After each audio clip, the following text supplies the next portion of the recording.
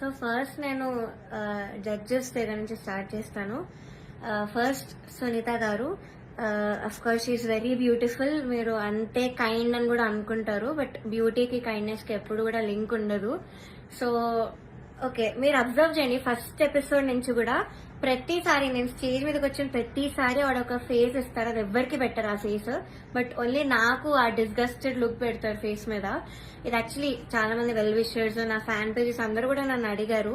కాబట్టి నేను screen shots పెడతాను. ఇది ఎందుకు ఇలా did something happen behind the screen, ఏమైనా అయ్యిందా మీ ఇద్దరికి, లేకపోతే ఏమైనా గొడవ అయిందా అని ఇలా చాలా మంది అడిగారు. ఎందుకు ఆవిడ అలా ఫేస్ పెడుతున్నారు మీరు రాగానే అని. సో కానీ నేను చాలా డిఫరెంట్ చేయడానికి ట్రై చేశాను, బికాజ్ నాకు అప్పుడు తెలీదు. నేను ఏదో అలా ఆలోచిస్తున్నాను, వీళ్ళందరూ అలా ఆలోచిస్తున్నారేమో అనుకున్నాను. నాకు తెలియదు అప్పట్లో, ఐ డెంట్ రియలైజ్. సో నేను డిఫరెంట్ చేశాను కూడా. సో నాకు ఎప్పుడు క్లారిటీ వచ్చిందంటే, అంతరామమయం పాడే ముందు సౌండ్ చెక్ అయ్యేటప్పుడు ఇన్ ఇయర్స్ పెట్టుకున్నాను. అండ్ ఆవిడ దగ్గర ఒక మైక్ ఉంది, అది ఆన్ ఉంది. అది పాపం వాడికి తెలీదు, మైక్ ఆన్ ఉంది, నేను ఇన్ ఇయర్స్ పెట్టుకున్నాను. సో కీరవాణి గారితో ఇలా చెప్తున్నారన్నమాట, ఈ అమ్మాయికి అసలు హై రేంజ్ వాయిసే కాదు, హై పిచ్ రాదు, కానీ మేనేజ్ చేసేస్తారు, మీరు చూడండి, ఈ సాంగ్ లో తెలుస్తుంది చూడండి మీకు, అది ఇదని చాలా ఎక్కిస్తున్నారు సార్ కి. And it hurt me so bad stage మీద నించున్నప్పుడు. అప్పటికే నా సెల్ఫ్ ఎస్టీమ్ ఇలా ఆల్మోస్ట్ కిందకి దిగిపోయింది. చాలా ఏడుపు వచ్చేసింది ఆ టైంకి.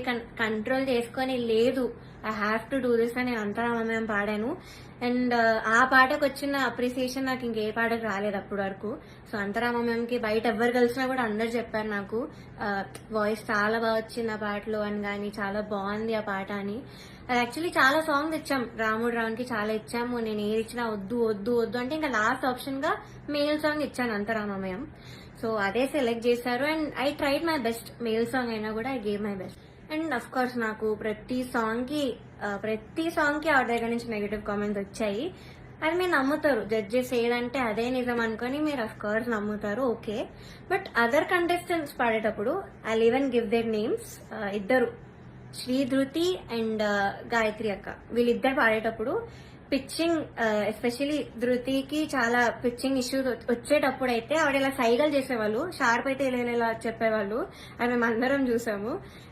గాయత్రి అక్క కూడా షార్ప్ అయితే ఇలా కింద ఫ్లాట్ బాడ్ అని చెప్పేవాళ్ళు. మొన్న కూడా అయింది అది. సో అంటే నాకు తప్పు లేకపోయినా మీరు అక్కడ కామెంట్స్ లో చెప్తున్నారు, వీళ్ళు చేశాక కూడా మీరు అక్కడ చెప్పకుండా సైగలు చేస్తున్నారు. సో అక్కడ నాకు నా మీద ఎందుకో గ్రడ్జ్ పెట్టుకున్నారని కూడా అర్థమైంది. నమస్కారం. నిన్నంతా ఒకటే డిస్కషన్. సింగర్ ప్రవస్తి, పాడతా తీయగా జడ్జెస్, జ్ఞాపిక ప్రొడక్షన్స్, ఈటీవీ సంస్థ, పాడతా తీయగా రకరకాల ఛానల్స్లో రకరకాల వార్తలు ప్రసరించారు. అండ్ ఆ అమ్మాయి చాలా యూట్యూబ్ ఛానల్స్కి ఇంటర్వ్యూ ఇచ్చింది, ఎక్స్పోజ్ చేసే ప్రయత్నం చేసింది బేసిక్గా. అంటే ఇవన్నీ ఛానల్స్ వాడిన భాష, అండ్ తను ఎక్స్పోజ్ చేద్దాం అనుకున్నాను అని చెప్పింది కాబట్టి ఆ మాట వాడాల్సి వస్తుంది. అండ్ ఆల్సో డైరెక్ట్గా సునీత అని మాట్లాడింది కాబట్టి నేను ఈ వీడియో చేస్తున్నానండి. ఫస్ట్ ఆఫ్ ఆల్ ప్రవస్తి, చిన్నప్పటి నుంచి నేను బాలుగారు, జానకి గారు, చిత్రమ్మ అందరూ ఒళ్ళో కూర్చోబెట్టుకున్నట్టే నేను కూడా నేను ఒళ్ళో కూర్చోబెట్టుకుని ముద్దు చేశానమ్మా. ఇప్పుడు నీకు 19 ఏళ్ళు కదా, అలాగే ఒళ్ళో కూర్చోబెట్టుకుని ముద్దు చేస్తే బాగుండదు కదా. చిన్నప్పుడు చాలా బాగా పాడావు అనే దానికంటే చాలా ముద్దుగా పాడావు అనేవారు, నీకు గుర్తుందో లేదో. ముద్దుగా ఉండేదానివి, ముద్దుగా పాడేదానివి, చాలా బాగా పాడేదానివి. చిన్నప్పుడు పాడినట్టు 19 ఏళ్ళకు కూడా కన్సిస్టెన్సీ మెయింటైన్ చేస్తుంటే సంతోషించే వాళ్ళల్లో మొట్టమొదటి వ్యక్తి నేనే అవుతాను. ఎందుకంటే మా ప్రవస్తి, మా శ్రీలలిత, మా ప్రణతి, మా గాయత్రి అని మేమే ఎక్కువ చెప్పుకొని మురిసిపోయే పిచ్చివాళ్ళం మేము. ఎందుకంటే ఎవరు బాగా పాడితే ఆ పాటలో కరిగిపోయి కన్నీళ్ల పర్యంతం అయిపోయి ఏడ్చేసిన సందర్భాలు, ఏడ్చేసిన ఎపిసోడ్స్ చాలా ఉన్నాయి.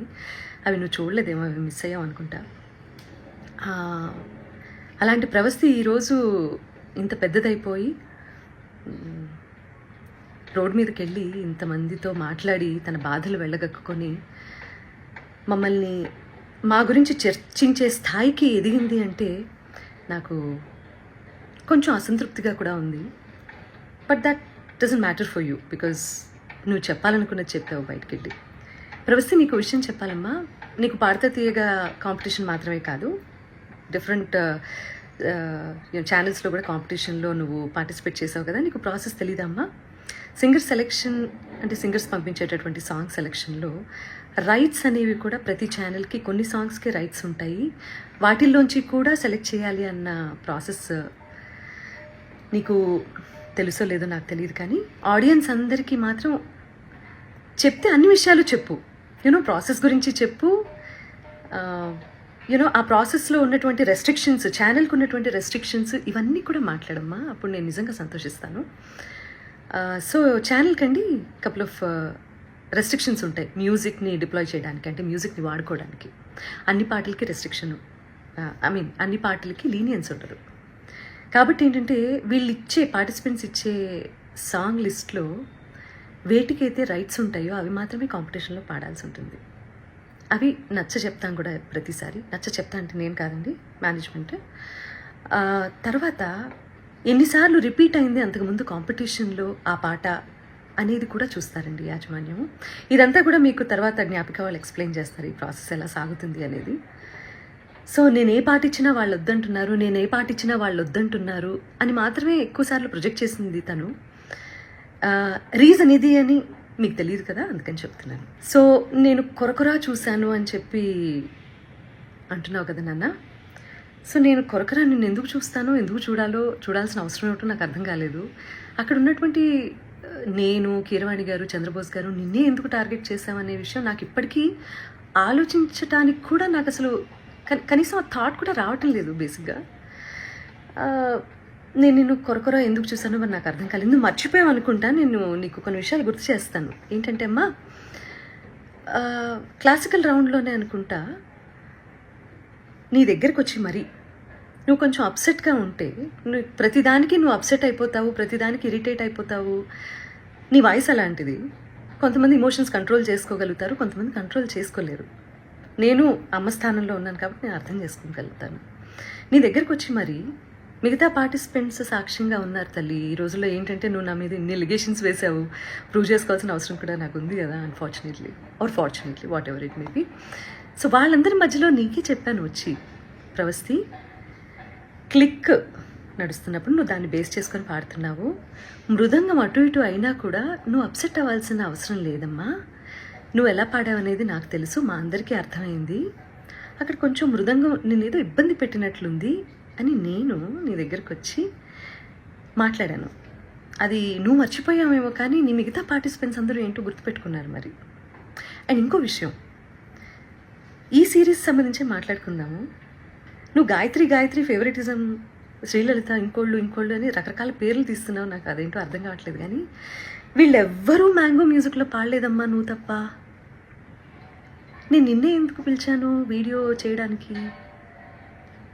నిహాల్ గారు, నీ గురువు గారు అష్టలక్ష్మి స్తోత్రం చేసినప్పుడు నేను వెనకాల కోరస్ బ్యాచ్లో నువ్వు పాడావు, గుర్తుందా నీకు? రికార్డ్ చేసావు. చేసినప్పుడు వీడియో షూట్ చేసే టైంలో నేను ఒక్కదాన్నే షూట్ చేయొచ్చు తల్లి. నువ్వు బాడీ షేమింగ్ అని మాట్లాడుతున్నావు కదా, నేను వేరే ఎవరినో నలుగురిని నా వెనకాల కూర్చోపెట్టుకుని చేయొచ్చమ్మా. నేను పర్టికులర్గా పిలిచాను ఇంటికి. పాప ఒంటరిగా నువ్వు మీ అమ్మగారు వెళ్తారు, అయ్యో లేదు అలా కాదు అని చెప్పి మా వాళ్ళు ఏదో ఏర్పాట్లు చేసి దగ్గరుండి పంపించారు నీకు. ఇవన్నీ మర్చిపోతే ఎలా తల్లి నువ్వు?